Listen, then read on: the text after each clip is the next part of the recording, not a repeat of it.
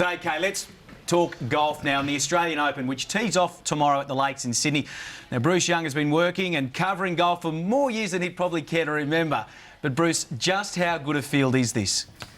Well, in my time covering golf, it's certainly the best Australian Open field. I don't think there's any doubt about that. Back in the 70s and the days of the Packers, when we'd get Jack Nicklaus out here and a few of the leading Americans, they were strong fields. But when we've got 7 of the top 20 from the world ranking, I think we've got 14 from the President's Cup, 2 teams playing this week.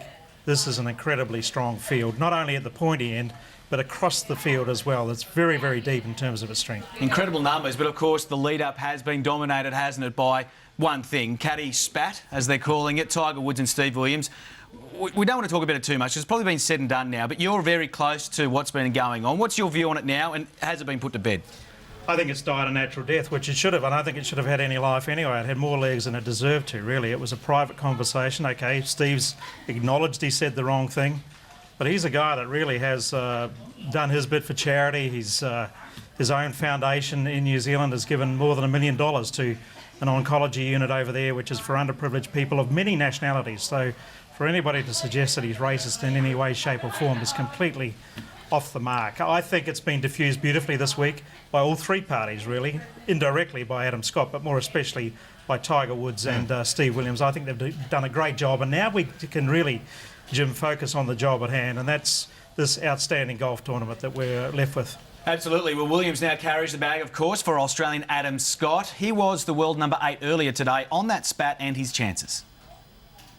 He's a part of my team, and, you know, it was all unfortunate, and I felt that if I spoke up, you know, I could say my piece and I wouldn't need to deal with it anymore. I mean, I think it's a very unfortunate circumstance. We don't need that in the game, and I wanted to put an end to it, and I feel like I have. I'm sitting at number 8, and, you know, with consistent play over the next year, I believe number 1 is certainly attainable.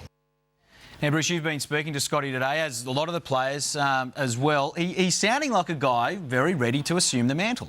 Well, I think the planets were already aligning for Adam Scott this year, even prior to Steve Williams coming on board. Steve Williams has no doubt made a difference, but when you consider that he'd changed coaches a while ago, he made the move to the long putter, then he had runner-up finish at the Masters. I think all those things really added to the confidence that was building momentum. And then when Steve Williams almost gave him an acknowledgement by offering to caddy for him. I know it was an interim measure initially, but it became a permanent thing. I think that probably just gave him another dimension as well. If you like, it probably added a bit of mongrel to Adam Scott. I was going to ask that, Bruce, because I think a lot of people, you wonder, as a golfer, it's obviously on their shoulders, but I'm just interested in what impact a caddy can actually have on somebody in a tournament. I mean, most people think they carry the bag around, but Williams has proven he's been a big part of Tiger Woods' success. Well, he's very experienced in the heat of the moment. You don't win more than 100 titles as a caddy and 13 majors with Tiger Woods without being incredibly experienced and capable of handling the heat. And we've already seen it in a couple of situations. He wasn't with him at the Masters, but subsequent to that, he's had a couple of good finishes and the win at the World Golf Championship. I think he's just added that greater sense of self-belief for Adam Scott, and you can almost see it coming through in press conferences like we saw today, and even on the golf course. Just the things that he's saying, the things that he's doing, the body language almost, to my way of thinking, suggests that being the world number 1 is now not beyond him. We've always been a bit concerned about his performances in majors, but I think we need to also remember that this is a guy that's won Tour Championships, Players Championships, multiple PGA Tour wins, European Tour events, an Australian Open. He's a very, very successful player, but I think we've all been hoping since he came on the scene that he might be able to be our next major winner. You know, obviously Ogilvy's won one.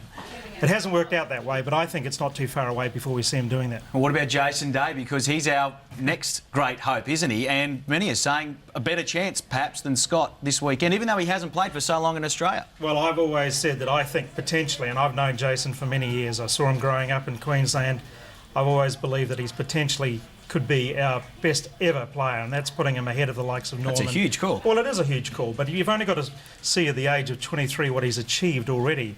He was the youngest player ever to win a PGA or a nationwide tour event when he won it 3 or 4 years ago. On debut at the Masters this year, he finished runner-up. On debut at the US Open, he finished runner-up. You don't do that without having an incredible game physically, but also the incredible mental fortitude to handle the situation. I think he's an incredibly exciting talent. As you said, you've seen him come through the ranks from junior to now got professional on the major circuit in the world, in America. He seems to have matured beautifully. Even though he's only 23, he just seems to have really matured those last few years playing over there. He's got a tremendous support team around him. Colin Swatton, his caddy come coach. He's been married now 18 months, 2 years or so. His wife Ali has been a great influence on Jason as well. He's 23, but he really conducts himself like a guy in his late 20s, early 30s. He's the complete package, in my opinion. OK, just quickly, we've got to talk Tiger Woods because, remarkably, he's favourite with some bookmakers, if not second favourite. Is he a chance? And just tell us also about the conditions at the Lakes. Will they suit a lot of these foreign players? Well, is he a chance? He's a bit like a box of chocolates at the moment, isn't he, really? You just never quite know what you're going to get. But true, seriously, I think, you know, he hasn't played for quite some time, apart from the Fries.com tournament that he played. Other than that, it was the PGA Championship. But he's played a lot of practice rounds, social rounds, but it's a lot different putting a pencil in your hand when you have to mark the card. I guess we're going to need to wait and see what he does. He's one of the joint favourites, or close to being the favourite for the tournament, which might be a bit unrealistic given the circumstances. But he is Tiger Woods, 14 majors, more than 70 PGA Tour titles. He's got to be some sort of a factor, but I think there are a lot of other chances that could potentially take it to him. Very quickly, because I want Tomo just to give us a quick update on the market. Who is your winner? Well, you throw a blanket across the likes of Scott Day, Matt Kuchar, Nick Watney. You can just go on naming the great names, but quite frankly, I've got a bit of a sneaking suspicion for Nick Ahern, who played here for the first time last year, finished 23rd after a long break with injury, and he's had a couple of top 10s on the PGA Tour recently. I think if the going gets tough out there, which it could if the wind gets up, Nick Ahern is that grinding type of player that might just be a bit of a smoky this week.